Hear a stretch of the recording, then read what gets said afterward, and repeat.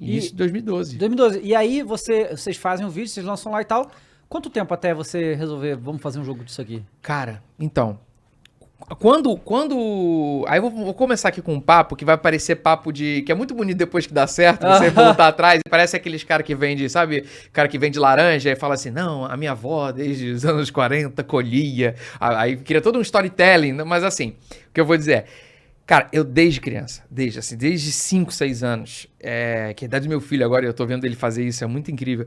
Eu sempre quis fazer jogo de videogame. Eu pegava papel A4 e ficava desenhando fase. Porque a minha infância foi o quê? Master System. Foi sim. Sonic, Alex Kidd, jogos de plataforma, 2D que davam pra ser traduzidos num papel, que é 2D também. Então eu desenhava aquelas fases. Então, eu posso até contar essa história maior depois se vocês quiserem. Mas quando... Eu sempre quis fazer isso. Na minha adolescência eu fiz jogo de RPG Maker. Fui webmaster de fóruns de RPG Maker. Eu cheguei a fazer um jogo chamado Portal, antes da Valve, inclusive. Caramba! Caraca. Dei mole. Aí, depois de um tempo, eu quis fazer faculdade de computação antes da matemática, porque eu queria fazer jogo. Então, assim, todas as etapas da minha vida eu tinha um sonho de fazer jogo. Quando eu lanço o vídeo em 2012, e aí as pessoas começam a comentar, pô, isso é um jogo, porque gera dúvida, né? As Claro. pessoas veem a animação, que jogo é esse? Ah, esse cara gravou. Porque realmente foi o que você falou, gerou um espanto, porque teve um esmero, um carinho Sim. em tudo ali. Então muita gente olhava e falava assim, esse cara, sei lá, ripou de algum jogo que existe, um jogo que não é tão conhecido. Então muita gente perguntou, será que isso é um jogo? E quem já sabia que não era, pedia, pô, isso aqui podia ser um jogo. Cara, naquele momento eu falei, bom, eu sempre quis fazer. Eu não vou ter outra oportunidade. Quando é que eu vou de novo ter a possibilidade de criar um jogo na minha vida, assim, tão forte? Só que eu não tinha a menor condição de fazer jogo, porque eu não sabia desenvolver, não sei desenvolver sozinho, enfim, não dava pra fazer. Mas eu sabia que aquele momento era a minha oportunidade. E aí, daí até o lançamento do jogo, passam-se muitos anos. Só que, ali em 2012, eu começo a maturar a ideia de que, ok, será que eu consigo fazer mais? Aí eu comecei a fazer a segunda fase. Pra quê? Pra ver se as pessoas também tinham interesse em ver mais daquilo, né? Muito como eu vejo hoje, por exemplo, o Selbit fazendo com RPG, Sim. sabe? E aí ele vai criando todo um universo pra depois gerar também o desejo das pessoas. Aí vai fazer o livro lá, vai fazer o jogo, inclusive também com a Domativa, né? Sim. Com o mesmo estúdio. Você que também tinha. foi apoiador, não foi? Exatamente. Então, assim, foi uma coisa que a gente fez. Vamos criar um universo pra ver se as pessoas vão tendo interesse à medida que eu vou procurando, né? Aí comecei a bater na porta de vários estúdios pra tentar entender. Aí alguns me responderam, outros não me responderam. O pessoal tinha muito preconceito esse youtuber tá querendo fazer um jogo e... esse cara sei lá, ele tá achando que é só... Entendeu? Tipo assim, meu sobrinho faz site. Então alguém faz um jogo. Muita gente achou que eu era um cara desavisado. E que não sabia o meu background, né? Então, nem sei falar isso. Meu background. Fala 3 vezes isso, meu background. Meu background. Chupa! Locutor é foda. A voz do Google não vai Minha saber família fazer. árabe. É verdade. Mas o meu background, consigo falar. As pessoas não são obrigadas a saber. O cara vai ver, esse cara é um cara que tá cantando piadinha ali, fazendo música, né? Só que eu já tinha todo esse desejo, já tinha estudado. Mas não a ponto de fazer um jogo. Passa um ano, eu conheço a Domativa, né?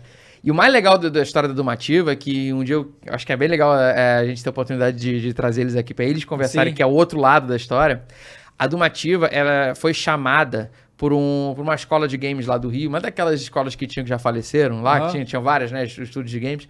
E eles queriam que os alunos fizessem o jogo, tá?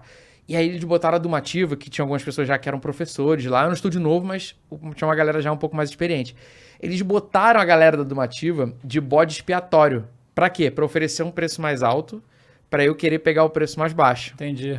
Cara, só que o projeto da Domativa, faltou combinar com eles. Porque o projeto da Domativa era tão incrível e passava justamente pela ideia do que é o jogo o jogo da Lenda do Herói hoje, que é o quê? O herói canta tudo aquilo que faz, e aquilo é o que eu queria fazer. No primeiro momento, eu falei, não, o jogo precisa ser cantado. Mas eu falava, talvez fosse ser muito, então eu não vou conseguir isso. Então vamos fazer um jogo normalzinho, um jogo meio na pegada flash ali. Com algumas musiquinhas e tal. E aí depois a gente vê se consegue melhorar isso. Esse era o meu foco. Mas quando eles vêm pra mim, levanta a ideia de que eu poderia fazer um jogo totalmente cantado, Eu falo, cara, é com vocês que eu quero trabalhar. Porque aí quem falou comigo, inclusive, foi o Rafael, que é o dono da Domativa, que é músico. Aí me mostrou o roteirista, que é o Joca, que é músico. Aí ele falou, ou seja, tinha programador também que era músico, tinha roteirista que era músico, músico que é músico, tinha todo mundo, todo mundo era músico. Eu falei, cara, eu preciso falar com essas pessoas, porque eles vão entender o que eu tô querendo. Aí ele falou, tá, só tem uma notícia ruim. Custa tanto. Eu falei, tá bom, obrigado, valeu. Não tem, não. Talvez daqui 50 anos. Uma próxima vida, quem sabe. Porém, eles levantaram uma ideia que eu já tava também conversando, inclusive com o Fábio Abu, que é um queridíssimo criador do Combo Rangers, que é um roteirista maravilhoso. Na época, ele tava falando comigo, Marcos, eu tô fazendo minha HQ via crowdfunding. Tava começando ainda no Brasil. Eu falei, cara, legal. Será que dá pra ir por esse caminho? Só que o custo do jogo era um custo muito alto ainda. E ainda não tinham projetos em 2013 que estavam pedindo esse tanto de dinheiro. Eu tô falando ali, o valor era 180 mil, tá? Tanto é que a gente foi ver que em 2014, no início, começou a ter campanhas de mais de 100 mil. Teve um álbum do Dead Fish, que foi 125 mil reais, por exemplo, que foi, inclusive, que a gente se baseou para botar o valor inicial da campanha. A gente precisava de 180 mil, mas a gente falou, cara, se o Dead Fish tá pedindo a visão, não tem nada a ver, uma coisa é um álbum, outra coisa é um jogo, mas, cara, se o Dead Fish tá pedindo 125 mil, não, a gente não pode pedir mais, vamos pedir 125 mil. Ah, e se não conseguir? Cara, tem 2 anos pra arrumar os 55 mil restantes. E vamos lá. E fizemos a campanha em 2014. Só que a gente conseguiu 258 mil, cara. Meu Deus, cara. Foda. Incrível. Muito foda. Cara, me tira uma dúvida em relação a essa questão do custo. A maior parte do custo é o quê? O salário do desenvolvedor? Sem dúvida. Sem dúvida. Eu diria que a maior parte. Tem uma parte triste que é impostos, né?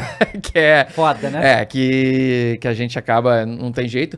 Na campanha também, muito vai. Por exemplo, a nossa, que teve envio de recompensas físicas. Inclusive, nessa campanha agora da Lendária 2 também tem. Tem muito custo, né, de produção, claro. Custo físico, custo de envio. Na verdade, de envio a gente tá agora, fica por conta da pessoa que tá comprando, mas muito material, sabe? Então, a pessoa olha lá, por exemplo, a nossa campanha agora tá da Lenda 2, tá com 525 mil, mais ou menos, né, nesse momento.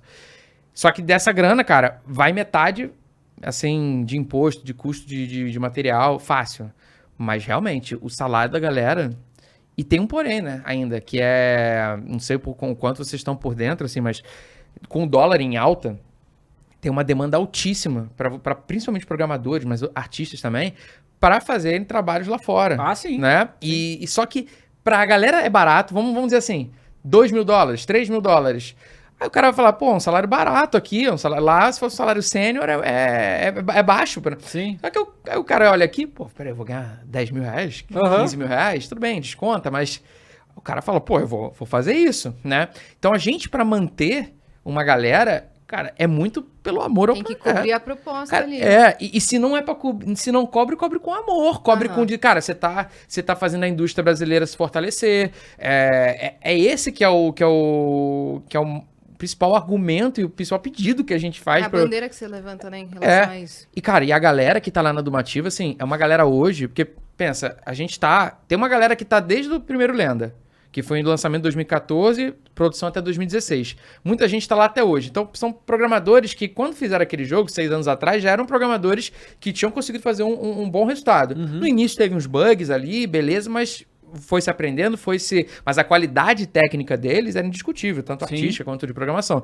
Pega esses caras, 6 anos depois, sabe? Que já são caras mais experientes, pessoas... A equipe é maior, hoje a Domativa, a gente tinha 10 pessoas naquela época, né? Eu digo de a gente porque eu me sinto em casa, né? Mas eram 10, hoje são mais de 50.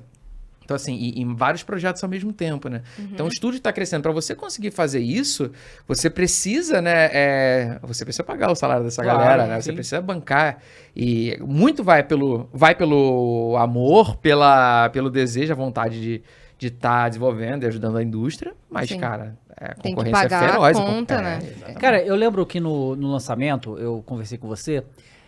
e eu te perguntei sobre lançar o jogo em inglês, né? E aí você me falou que o que faz todo sentido, que fazer as versões das músicas em inglês ia ser complexo e tal, mas vocês acabaram fazendo. Nossa, o Matheus, cara. Cara, o Matheus foi incrível. Ele foi incrível. Eu preciso bater palma pra ele, porque assim, o que o Matheus fez, cara, foi o Matheus... Inacreditável, né?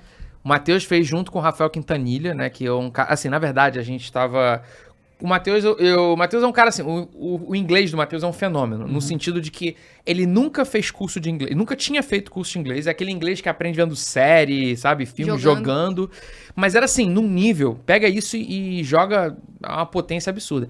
Ele quando deu 17, 18 anos mais ou menos, não lembro certo, mas era nessa faixa, ele falou, cara, eu preciso comprovar esse inglês.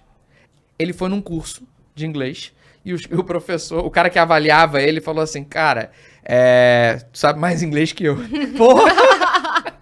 Mas eu não posso te dar o diploma.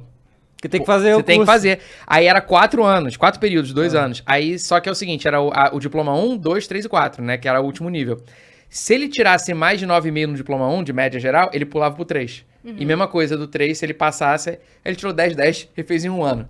Ele não errou nada, sabe? Porque é realmente um negócio incrível. E no teste de proficiência, ele, naquele ano, quando ele fez, só 3 no Rio de Janeiro tiraram a mesma nota que ele. Então, um negócio assim... tem gente que tem um talento inato pra aquilo. Pra versionar trocadilho com Pois é. rima Sim. e piada é muito difícil. A gente sabia que ele ia ser um cara assim, beleza, temos um fluente. Só que assim, eram 3.000 estrofes. A gente precisava de 2 cabeças pensando, porque pra essa parte de criação, de trocadilhos, tem que ter muita troca. A gente em português sofreu. Em português foram 5 roteiristas. Então...